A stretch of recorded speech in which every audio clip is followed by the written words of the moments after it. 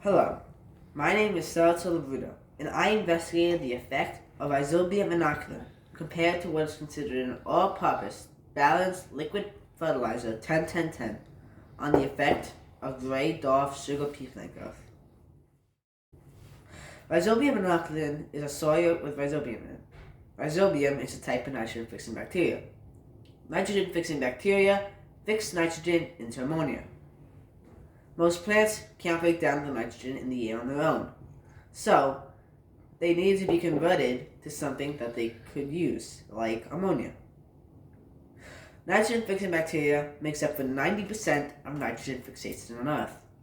Rhizobium is a symbiotic nitrogen-fixing bacteria, so it attaches itself to some plant species like legumes. The rhizobium takes home in the roots of the plant.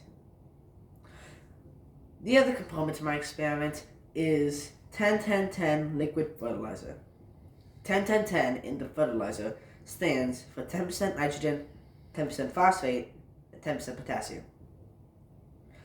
My hypothesis was that the plants with the rhizobium inoculum will grow taller than the plants with the fertilizer because the rhizobium can increase protection of metabodies and directly give it ammonia. First, the plants were separated into 3 groups, each group being given the required substance, rhizobium inoculum, fertilizer, or nothing. Each group was given a letter to represent it. B represented the rhizobium group, F represented the fertilizer group, and N represented the control group. The rhizobium will receive rhizobium inoculum, of course, and then you're going to take 59.1 milliliters of the liquid fertilizer and add it to a gallon of water. Every 2 weeks, give each plant in the fertilizer group 28 milliliters of the fertilized water. Then, rotate the plant's position every other day and water. My experiment lasted 70 days.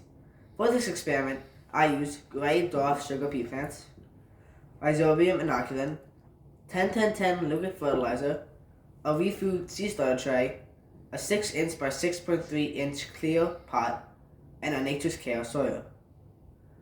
Some limitations during my experiment were spacing. I had to limit the amount of plants that I used because I did not have enough space.